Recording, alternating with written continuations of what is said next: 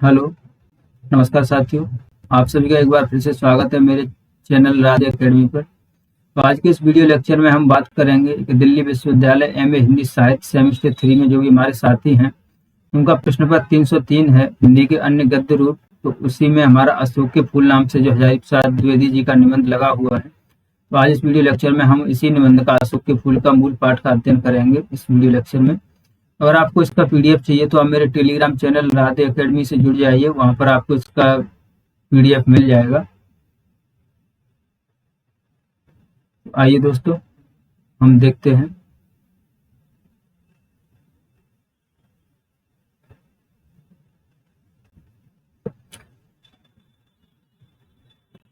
दोस्तों, बात करें हम अशोक के फूल की, तो ये हजारी प्रसाद द्विवेदी जी का निबंध है। और इस निबंध में हजारी प्रसाद द्विवेदी जी ने अशोक के फूल के माध्यम से हमारी जो संस्कृति है, हमारी जो परंपरा है, उसी का वर्णन किया है कि अशोक के फूल का उन्होंने जो प्रतीकात्मक चित्रण किया है कि अशोक के फूल का किस प्रकार से पहले नाम आता है, फिर कैसे वो कई हमारे साहित्य में आता है, तो उसी का वर्णन है। आइए हम देखते हैं कि अशोक के फिर फूल आ गए हैं, इन छोटे छोटे लाल लाल पुष्पों के मनोहर स्तबकों में कैसा मनोहर भाव है। बहुत सोच समझकर कंदर्प देवता ने लाखों मनोहर पुष्पों को छोड़कर सिर्फ 5 को ही अपने तुड़ीर में स्थान देने योग्य समझा था। यह एक अशोक है। यानी वो अशोक के फूल के बारे में बात करते हुए कहते हैं कि अशोक अशोक का फूल है। ये कितना मोहन भाव है इसका कि कंदर्प देवता ने अब 5 फूल चुने थे, उनमें अशोक के फूल को भी स्थान दिया हुआ था। लेकिन पुष्पित अशोक को देखकर मेरा मन उदास हो जाता है, इसीलिए नहीं कि सुंदर वस्तुओं को हतभाग्य समझने में मुझे कोई विशेष रस मिलता है।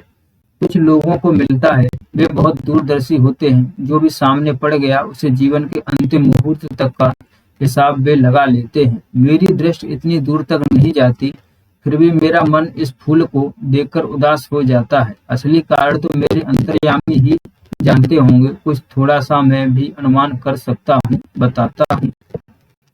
यानी हजारी प्रसाद द्विवेदी जी कहते हैं। दोस्तों, एक बात ध्यान रखना, जो हजारी प्रसाद द्विवेदी जी हैं वो एक ललित निबंधकार हैं। और ललित निबंध की विशेषता ये होती है कि अगर हम किसी टॉपिक को उठाते हैं, यानी किसी विषय पर हम चर्चा करते हैं, तो पहले हम उसका परिचय देते हैं और फिर उसी से जुड़ी हुई बातों को हम क्रम से लेकर चलते हैं। तो हजारी प्रसाद द्विवेदी जी भी ऐसा ही करते हैं। अगर आप उनके किसी निबंध में देखिए, जैसे उनका एक निबंध है कुटज। अगर आप कुटज की बात करें तो कुटज में भी जो कुटज का पेड़ है उसको पहले लेते हैं और फिर कैसे जीवन से जोड़कर और हमारे जो भौतिक जगत से जोड़कर वो कैसे उसका व्याख्यान करते हैं, इसी प्रकार वो अशोक के फूल में हमें कर रहे हैं। आगे देखिए कि भारतीय साहित्य में और इसलिए जीवन में भी। दोस्तों, एक बात ध्यान रखना, जो भी पंक्तियां मैंने ये बोल्ड कर रखी हैं, हाईलाइट कर रखी हैं, ये हमारी व्याख्या के पॉइंट ऑफ व्यू से इम्पोर्टेंट है, तो इन्हें आप जरूर ध्यान रखना कि भारतीय साहित्य में और इसलिए जीवन में भी इस पुष्प का प्रवेश और निर्मम दोनों ही विचित्र नाटकीय व्यापार है। ऐसा तो कोई नहीं कह सकेगा कि कालिदास के पूर्व भारतवर्ष में इस पुष्प का कोई नाम ही नहीं जानता था। परंतु कालिदास के काव्यों में यह जो शोभा और सौकुमार्य का भाव लेकर प्रवेश करता है, वह पहले कहाँ था। उस प्रवेश में नव वधू के गृह प्रवेश की भांति शोभा है, गरिमा है, पवित्रता है और सुकुमारता है। फिर एकाएक मुसलमानी सल्तनत की प्रतिष्ठा है। साथ ही साथ यह मनोहर पुष्प साहित्य के सिंहासन से चुपचाप उतार दिया गया। नाम तो लोग बाद में भी लेते थे, पर उसी प्रकार जिस प्रकार बुद्ध विक्रमादित्य का। यानी दोस्तों, देखना, जो अशोक के फूल है वो उन्होंने बताया कि पहले ये कालिदास के काव्यों में आया, उनके यहाँ उसने शोभा बढ़ाई, फिर वो धीमे धीमे वो हट गया है साहित्य से। फिर आगे देखिए, अशोक को जो सम्मान कालिदास से मिला वह अपूर्व था। सुंदरियों के आसंजनकारी नुपुर वाले चरणों के मृदु आघात से वह फूलता था, कोमल कपोलों पर कर्णा बसंत के रूप में झूलता था और चंचल नील अलकों की अनचंचल शोभा को 100 गुना बढ़ा देता था। वह महादेव के मन में शोभा पैदा करता था, मर्यादा पुरुषोत्तम के चित्त में सीता का भ्रम पैदा करता था और मनोजन्मा देवता के एक इशारे पर कंधे पर से ही फूट उठता था। अशोक किसी कुशल अभिनेता के समान झम से रंगमंच पर आता है और दर्शकों को अभिभूत करके खप से निकल जाता है। क्यों ऐसा हुआ? कंदर्प देवता के अन्य बाणों की कदर जो आज भी कवियों की दुनिया में ज्यों की त्यों है। अरविंद को किसने बुलाया, आम कहाँ छोड़ा गया, और नीलोत्पल की माया को कौन काट सका। नेक्स्ट देखिए कि नव मल्लिका की अवश्य ही अब विशेष पूछ नहीं, किंतु उसकी इससे अधिक कदर कभी थी भी नहीं। बुलाया गया है अशोक। मेरा मन उमड़ उमड़ कर भारतीय रस साधना के पिछले 1000 वर्षों पर बरस जाना चाहता है। क्या यह मनोहर पुष्प बुलाने की चीज थी, सहृदयता क्या लुप्त हो गई थी, कविता क्या सो गई थी। न मेरा मन यह सब मानने को तैयार नहीं है। जले पर नमक तो यह है कि एक तरंगांकित पत्र वाले नुकीले पेड़ को सारे उत्तर भारत में अशोक कहा जाने लगा, याद भी किया तो अपमान करके। लेकिन मेरे मानने न मानने से होता क्या है। ईसवी सन के आरंभ के आसपास अशोक का शानदार पुष्प भारतीय धर्म, साहित्य और शिल्प में अद्भुत महिमा के साथ आया था। उसी समय शताब्दियों के परिचित यक्षों और गंधर्वों ने भारतीय धर्म साधना को एकदम नवीन रूप में बदल दिया था। पंडितों ने शायद ठीक ही सुलझाया है कि गंधर्व और कंदर्प वस्तुतः एक ही शब्द के भिन्न भिन्न उच्चारण हैं। कंदर्प देवता ने यदि अशोक को चुना है तो यह निश्चित रूप से एक आर्येतर सभ्यता की देन है। इन आर्येतर जातियों के उपास्य वरुण थे, कुबेर थे, वज्रपाण यक्षपत थे। कंदर्प यद्यपि काम देवता का नाम हो गया है, तथापि वह गंधर्व का ही पर्याय। शिव से भिड़ने जाकर एक बार यह पिट चुके थे, विष्णु से डरते थे और बुद्ध देव से भी टक्कर लेकर लौट आए थे। लेकिन कंदर्प देवता हार मानने वाले जीव न थे। बार बार हारने पर भी वह झुके नहीं, नए नए अस्त्रों का प्रयोग करते रहे। अशोक शायद अंतिम अस्त्र था। बौद्ध धर्म को इस नए अस्त्र से उन्होंने घायल कर दिया, शैव मार्ग को अभिभूत कर दिया और शाक्त साधना को झुका दिया। वज्रयान इसका सबूत है, कौल साधना इसका प्रमाण है और कापालिक मत इसका गवाह है। दोस्तों एक बात ध्यान रखना, वो अशोक के फूल के माध्यम से जो हमारी इस आर्य संस्कृति है उसमें जो लोग आए और रहे, उन्हीं लोगों का चित्रण करते हैं। आगे देखिए, रविंद्रनाथ ने इस भारतवर्ष को महामानव समुद्र कहा है। यानी रविंद्रनाथ टैगोर की बात करते हैं कि रविंद्रनाथ टैगोर हैं, उन्होंने जो हमारा भारत है यानी जो हमारे देश को उन्होंने क्या कहा है, तो महामानव समुद्र कहा है। विचित्र देश है यह, असुर आए, आर्य आए, शक आए, कूण आए, नाग आए, यक्ष आए, गंधर्व आए। न जाने कितनी मानव जातियां यहाँ आई और आज के भारतवर्ष के बनवाने में अपना हाथ लगा गईं। जिसे हम हिंदू रीत नीति कहते हैं, वह अनेक आर्य और आर्येतर उपादानों का अद्भुत मिश्रण है। एक एक पक्षी ने जाने कितनी स्मृतियों का भार लेकर हमारे सामने उपस्थित है। दोस्तों इन पंक्तियों में देखना, वो अशोक के फूल के माध्यम से कहते हैं कि अगर हम अपने भारतवर्ष देश की बात करें तो ये रविन्द्रनाथ टैगोर ने महामानव समुद्र कहा है हमारे देश को, तो वो इसलिए कहा है क्योंकि अगर हम अपनी परंपरा में अपने अतीत में जाकर देखते हैं तो हम जो आज जिसे हम हिंदू रीत कहते हैं यानी जिसे आज हम हिंदू कहते हैं, उसमें न जाने कितनी जातियों का मिश्रण है, न जाने कितनी संस्कृतियों का मिश्रण है।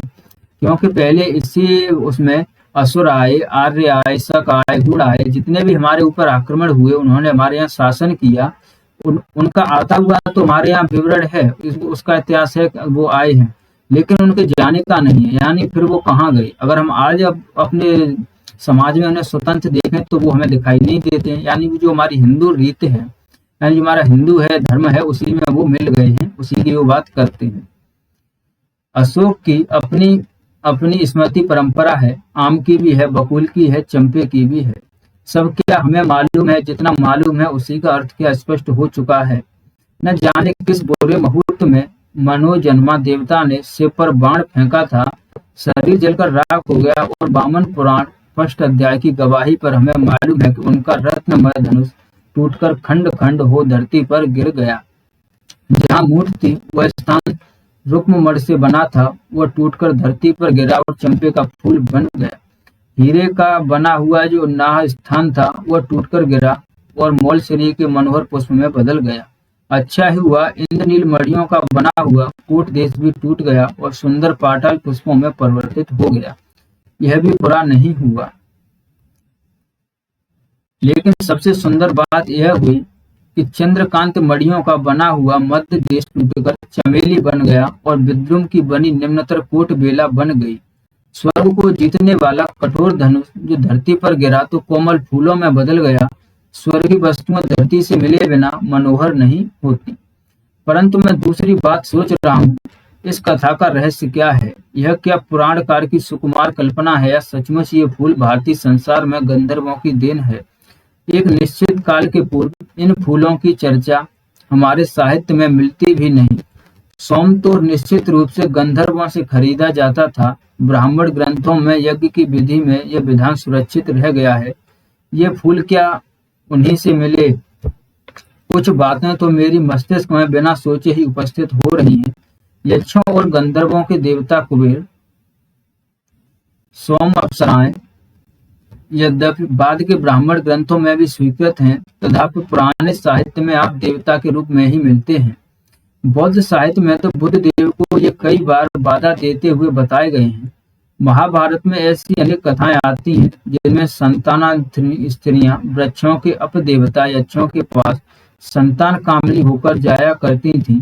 यक्ष और यक्षिणी साधारणतः विलासी और उर्वरता जनक देवता समझे जाते थे। यहाँ पर वो दोस्तों जो हमारे देवता हैं, यानी जो हजारी प्रसाद द्विवेदी जी हैं, जो मैंने आपको पहले ही बताया कि वो हमारी परंपरा समाज इन्हीं बातों को लेकर चलते हैं, मनुष्य को लेकर। तो जो हमारे देवता हैं उनकी बात कर रहे हैं इसमें कि कुबेर तो अक्षय निधि के अधीश्वर भी हैं। यक्षमा नामक रोग के साथ भी इन लोगों का संबंध जोड़ा जाता है। भरहुत, बोधगया, सांची आदि में उत्कीर्ण मूर्तियों में संतानहीन स्त्रियों के यक्षों के सानिध्य के लिए वृक्षों के पास जाना अंकित है। इन वृक्षों के पास अंकित मूर्तियों की स्त्रियां प्राय नग्न हैं, केवल कट देश में एक चौड़ी मेखला पहने हैं। अशोक के इन वृक्षों में सर्वाधिक रहस्यमय है। सुंदरियों के चरण ताड़न से उसमें दोहद का संचार होता है, और परवर्ती धर्म ग्रंथों से यह भी पता चलता है कि चैत्र शुक्ल अष्टमी को व्रत करने और अशोक की 8 पत्तियों के भक्षण से स्त्री की संतान कामना फलवती है। यानी वो अशोक के जो पेड़ है उसके बच्चे की ये महिमा बताते हुए कह रहे हैं कि अगर हम अपने शास्त्रों में देखें तो उसमें ये भी विधान है कि अशोक के एक शुक्ल अष्टमी के दिन अगर हम व्रत रहती हैं स्त्रियां, और अगर अशोक के पुष्प की जो पत्तियां होती हैं, अगर 8 पत्तियों को वो खाती हैं तो इससे उन्हें संतान प्राप्ति होती है, यानी संतान कामना फलवती होती है। अशोक कल्प में बताया गया है कि अशोक के फूल 2 प्रकार के होते हैं। यानी अशोक कल्प है, उसमें बताया गया है कि अशोक के फूल 2 प्रकार के हैं, एक सफेद और एक लाल। सफेद तो तांत्रिक क्रियाओं में सिद्धप्रद समझकर व्यवव्रत होता है, और लाल स्मृतवर्धक होता है। इन सारी बातों का रहस्य क्या है? मेरा मन प्राचीन काल के कुचिट्टा के छन्न आकाश में दूर तक उड़ना चाहता है। हाय, पंख कहाँ हैं? यह मुझे प्राचीन युग की बात मालूम होती है। आर्यों का लिखा हुआ साहित्य ही हमारे पास बचा है, उसमें सब कुछ आर्य दृष्टिकोण से ही देखा गया है। आर्यों से अनेक जातियों का संघर्ष हुआ, कुछ ने उनकी अधीनता नहीं मानी, वे कुछ ज्यादा गर्वीली थी। संघर्ष खूब हुआ, पुराणों में इसके प्रमाण हैं। यह इतनी पुरानी बात है कि सभी संघर्षकारी शक्तियां बाद में देव योनि जात मान ली गईं। पहला संघर्ष शायद असुरों से हुआ, यह बड़ी गर्वीली जाति थी। यानी वो कहते हैं कि जो हमारे यहाँ आर्य रहते थे, जिन्होंने आर्य हमारे यहाँ पहले आए, सबसे पहले अगर हम हिंदू बात की बात करें तो हमें उसमें बोला जाता है कि हम आर्यों की संतान हैं। तो सबसे पहले जो भारतवर्ष पर जो अधिकार था वो आर्यों का था। तो आर्यों से फिर भारत में और भी जातियां आई और भी वर्ड आए, तो उनसे लड़ाइयाँ हुई। तो उनमें सबसे पहले जो आए तो वो असुर थे, असुरों से सबसे पहली लड़ाई हुई। तो बताया कि यह बड़ी गर्वीली जाति थी। आर्यों का प्रभुत्व इसने कभी नहीं माना। फिर दानवों, दैत्यों और राक्षसों से संघर्ष हुआ। गंधर्वों और यक्षों से कोई संघर्ष नहीं हुआ, वे शायद शांत प्रिय जातियां थीं। भरतहुत, सांची, मथुरा आदि में प्राप्त यक्षिणी मूर्तियों की गठन और बनावट देखने से यह स्पष्ट हो जाता है कि ये जातियां पहाड़ी थीं। हिमालय का देश ही गंधर्व, यक्ष और अप्सराओं की निवास भूमि है। इनका समाज संभवतः उस स्तर पर था जिसे आजकल के पंडित पुनालुवन सोसाइटी कहते हैं, शायद इससे भी अधिक आदिम। परंतु वे नाच गान में कुशल थे। यक्ष तो धनी भी थे। वे लोग बानरों और भालुओं की भांति कृष्ण पूर्व स्थिति में भी नहीं थे, और राक्षसों और असुरों की भांति व्यापार वाणिज्य वाली स्थिति में भी नहीं। दोस्तों, अगर वो गंधर्व जाति की बात करते हैं तो वो गंधर्व जाति की बात करते हुए कहते हैं कि गंधर्व जाति शायद पहाड़ी मान ली जाती है, क्योंकि उनकी मूर्तियों में वैसा ही चित्रण हमें दिखता है। और साथ ही अगर हम आज के पंडित लोगों की बात करें, यानी आज के जो हमारे व्याख्याता हैं, तो वो उनके हिसाब से जो पुनालुवन सोसाइटी है, दोस्तों जो पुनालुवन सोसाइटी ये शब्द आया है, ये दरअसल हमारे समाज में कैसे कैसे परिवर्तन हुआ ये उसको दिखाता है। तो पुनालुआ भी हमारे मनुष्य बनने के क्रम में एक सभ्यता आई थी, उसी को कहते हैं। वे मणियों और रत्नों का साधन जानते थे, पृथ्वी के नीचे गड़ी हुई नदियों की जानकारी रखते थे और अनायास धनी हो जाते थे। संभवतः इसी कारण उनमें विलासिता की मात्रा अधिक थी। परवर्ती काल में यह बहुत सुखी जात मानी जाती थी। यक्ष और गंधर्व एक ही श्रेणी के थे, परंतु आर्थिक स्थिति दोनों की थोड़ी भिन्न थी। किस प्रकार कंदर्प देवता को अपनी गंधर्व सेना के साथ इंद्र का मुहासिब बनना पड़ा, वह मनोरंजक कथा है। पर यहाँ से सब पुरानी बातें क्यों रटी जाएं? प्रकृति यह है कि बहुत पुराने जमाने में आर्य लोगों को अनेक जातियों से निपटना पड़ा था, जो गर्वीली थी, हार मानने को प्रस्तुत नहीं थी। परवर्ती साहित्य में उनका स्मरण घृणा के साथ किया गया, और जो सहज ही मित्र बन गई, उनके प्रति अवज्ञा और उपेक्षा का भाव नहीं रहा। असुर, राक्षस, दानव और दैत्य पहली श्रेणी में तथा यक्ष, गंधर्व, किन्नर, सिद्ध, विद्याधर, बानर, भालू आदि दूसरी श्रेणी में आते हैं। परवर्ती हिंदू समाज इन सबको बड़ी अद्भुत शक्तियों का आश्रय मानता है, सब में देवता बुद्धि का पोषण करता है। अशोक वृक्ष की पूजा इन्हीं गंधर्वों और यक्षों की देन है। प्राचीन साहित्य में इस वृक्ष की पूजा के उत्सवों का बड़ा सरस वर्णन मिलता है। असल पूजा अशोक की ही नहीं, बल्कि उसके अधिष्ठाता कंदर्प देवता की होती थी। इसे मदनोत्सव कहते थे। यानी जो जो यक्ष और गंधर्व जो पूजा किया करते थे, साहित्य द्वारा हमें ये पता चलता है, तो वो अशोक के ही की पूजा करते थे। महाराज भोज के सरस्वती कंठाभरण से जान पड़ता है कि यह उत्सव त्रयोदशी के दिन होता था। मालविका, अग्निमित्र और रत्नावली में इस उत्सव का बड़ा सरस मनोहर वर्णन मिलता है। मैं जब अशोक के लाल स्तवों को देखता हूँ, तो मुझे वह पुराना वातावरण प्रत्यक्ष दिखाई दे जाता है। राजघराने में साधारणतः रानी ही अपने सुनपुर चरणों के आघात से इस रहस्यमय वृक्ष को पुष्पित किया करती थी। कभी कभी रानी अपने स्थान पर किसी अन्य सुंदरी को नियुक्त कर दिया करती थी। कोमल हाथों में अशोक पल्लवों का कोमलतर गुच्छ आया, अलक्त से रंजित नुपुर में चरणों के मृदु आघात से अशोक का पाद देश आहत हुआ। नीचे हल्की रुंझुन और ऊपर लाल फूलों का उल्लास। किसलयों और कुसुम स्तवकों का मनोहर छाया के नीचे स्फटिक के आसन पर अपने प्रिय को बैठाकर सुंदरियां अबीर, कुमकुम, चंदन और पुष्प संभार से पहले कंदर्प देवता की पूजा करती थी और बाद में सुकुमार भंगमा से पति के चरणों पर बसंत पुष्पों की अंजलि बिखेर देती थी। मैं सचमुच इस उत्सव को मादक मानता हूँ। अशोक के स्तवकों में वह मादकता आज भी है, पर पूछता कौन है? इन फूलों के साथ क्या मामूली स्मृति जुड़ी हुई है? भारतवर्ष का स्वर्ण युग इस पुष्प के प्रत्येक दल में लहरा रहा है। आगे कहते हैं द्विवेदी जी कि कहते हैं दुनिया बड़ी भुलक्कड़ है, केवल उतना ही याद रखती है जितने से उसका स्वार्थ सधता है, बाकी को फेंककर आगे बढ़ जाती है। शायद अशोक से उसका स्वार्थ नहीं सदा, क्या उसे वह याद रखती? सारा संसार स्वार्थ का अखाड़ा ही तो है। अशोक का वृक्ष जितना भी मनोहर हो, जितना भी रहस्यमय हो, जितना भी अलंकारमय हो, परंतु है उस विशाल सामंत सभ्यता की परिष्कृत रुचि का प्रतीक, जो साधारण प्रजा के परिश्रमों पर पली थी। उसके रक्त के संसार करों को खाकर बड़ी हुई थी और लाखों करोड़ों की उपेक्षा से जो समृद्ध हुई थी। वे सामंत उखड़ गए, समाज ढह गए, मदनोत्सव की धूमधाम भी मिट गई। संतान कामिनियों को गंधर्वों से अधिक शक्तिशाली देवताओं का वरदान मिलने लगा। पीरों ने, भूत भैरवों ने, काली दुर्गा ने यक्षों की इज्जत घटा दी। दुनिया अपने रास्ते चली गई, अशोक पीछे छूट गया। मुझे मानव जाति की दुर्दम धारा के हजारों वर्षों का रूप साफ दिखाई दे रहा है। मनुष्य की जीवनी शक्ति बड़ी निर्मम है। दोस्तों यहाँ से देखना, ये लाइन आपको अक्सर मिली जाती है कि मनुष्य की जीवन शक्ति बड़ी निर्मम है। वह सभ्यता और संस्कृति के वृथा मोहों को रौंदती चली आ रही है। न जाने कितने धर्माचारों, विश्वासों, उत्सवों और व्रतों को धोती बहाती यह जीवन धारा आगे बढ़ी है। संघर्षों से मनुष्य ने नई शक्ति पाई है। हमारे सामने समाज का आज जो रूप है वह न जाने कितने ग्रहण और त्याग का रूप है। दूसरे यहाँ पर आप द्विवेदी जी का दृष्टिकोण देखना, तो द्विवेदी जी कहते हैं कि जो मनुष्य की जीवन शक्ति है वो कितनी निर्मम है।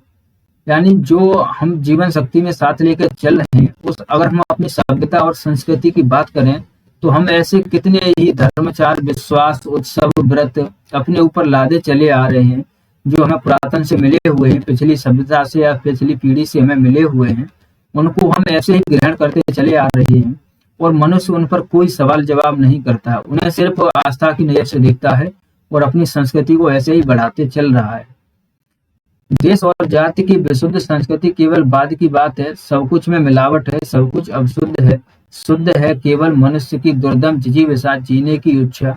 वह गंगा अबाधित अनाहत धारा के समान सब कुछ को हजम करने के बाद भी पवित्र है। यानी वो कहते हैं कि अगर हम अपने देश से और जाति की बात करें तो वो सब विशुद्ध है, उसमें कोई शुद्ध नहीं है, सब कुछ में मिलावट है। यानी अगर हम अपनी संस्कृति की बात करें तो उसी की बात वो कहते हैं कि अगर जो जैसे कि उन्होंने पहले बताया कि जैसे हम हिंदू जाति कह रहे हैं, उसके जो संस्कार हैं वो अभी से थोड़ी हैं, उसमें कई जातियां आई, उनके भी संस्कार सम्मिलित हैं। तो फिर हम ये कैसे कह सकते हैं कि ये सिर्फ आर्यों के हैं या ये सिर्फ इनके हैं। तो उसी की बात वो करते हैं।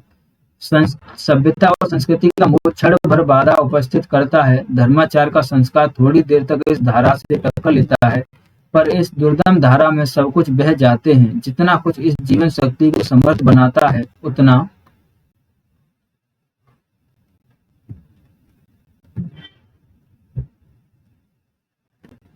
उसका अंग बन जाता है, बाकी फेंक दिया जाता है। धन्य हो महाकाल, तुमने कितनी बार मदन देवता का गर्व खंडन किया है, धर्मराज के कारागार में क्रांति मचाई है, यमराज के निर्दम तारल्य को पी लिया, विधाता के सर्वकर्तृत्व के अभिमान को चूर किया है। आज हमारे भीतर जो मोह है, संस्कृति और कला के नाम पर जो आसक्ति है, धर्माचार और सत्य निष्ठा के नाम पर जो जड़मा है, उसमें का कितना भाग तुम्हारे कंठ नृत्य से ध्वस्त हो जाएगा, कौन जानता है। मनुष्य की जीवन धारा फिर भी अपनी मस्तानी चाल से चलती जाएगी। आज अशोक के पुष्प स्तबकों को देखकर मेरा मन उदास हो गया है। कल न जाने किस वस्तु को देखकर किस हृदय के हृदय में उदासी की रेखा खल उठेगी।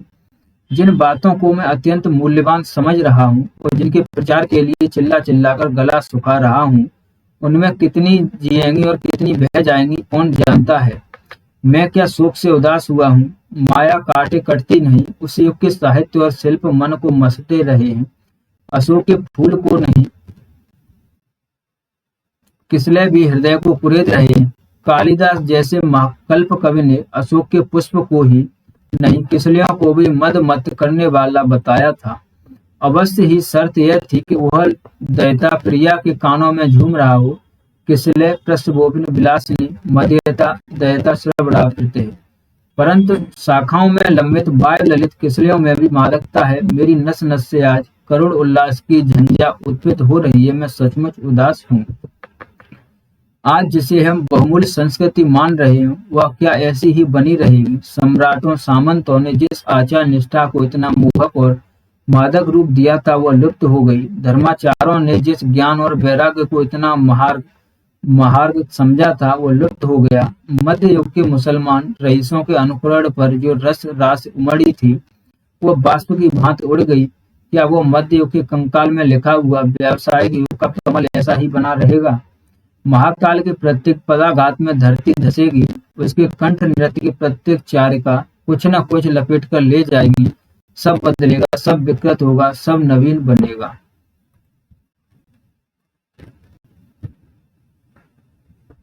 भगवान बुद्ध ने मार विजय के बाद बैरागियों की पलटन खड़ी की थी। असल में मार मदन की ही नामांतर है। कैसा मधुर और मोहक साहित्य उन्होंने दिया, पर न जाने कब यक्षों के वज्रपाण नामक देवता इस वैराग्य प्रवण धर्म में घुसे और बोधिसत्व के शिरोमणि बन गए। प्रिय वज्रयान का अपूर्व धर्म मार्ग प्रचलित हुआ। त्रिरत्नों में मदन देवता ने आसन पाया। वह एक अजीब आंधी थी। इसमें बौद्ध बह गए, शैव बह गए, शाक्त बह गए। उन दिनों श्री सुंदरी साधना तत्परणा योगश्च भोगश्च करस्त एव की महिमा प्रतिष्ठित हुई। काव्य और शिल्प के मोहक अशोक ने विचार में सहायता दी। मैं अचरज से इस योग और भूख की मिलन लीला को देख रहा हूँ। ग्रह भी क्या जीवन शक्ति का दुर्दम अभिमान था। कौन बताएगा कि कितने विध्वंस के बाद इस अपूर्व धर्म मत की सृष्टि हुई थी। अशोक स्तबक का हर फूल और हर दल इस विचित्र परिणति की परंपरा ढोए आ रहा है। कैसा झबरा सा गुल्म है।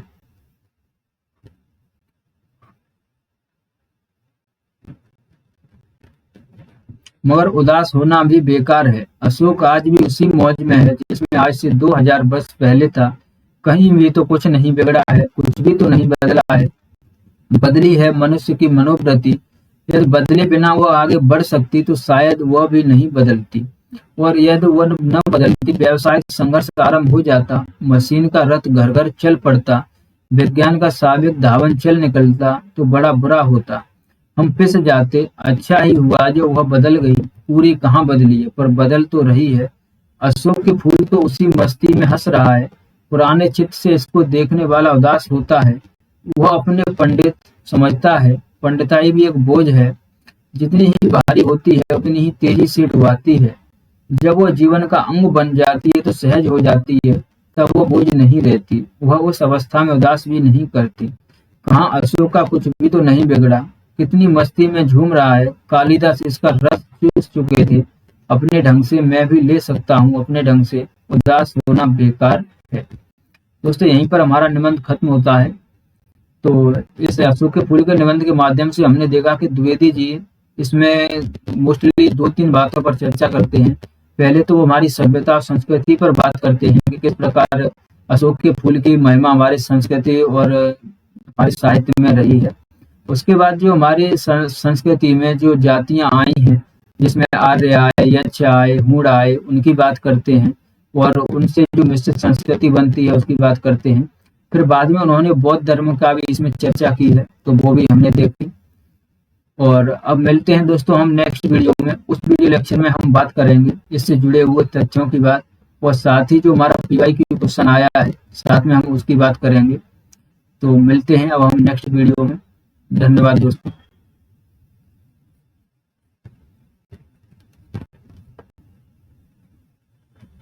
तो दोस्तों नेक्स्ट वीडियो में यहाँ एक बार देख लीजिए, हम अशोक के फूल के निबंध के इस क्वेश्चन की चर्चा करेंगे कि निबंध की विशेषताओं के आधार पर अशोक के फूल निबंध की विवेचना कीजिए। इसमें प्रश्न का प्रारूप यही रहेगा कि लेखक परिचय, लेखक साहित्य परिचय, निबंध विवेचन, भाषा शैली और निष्कर्ष।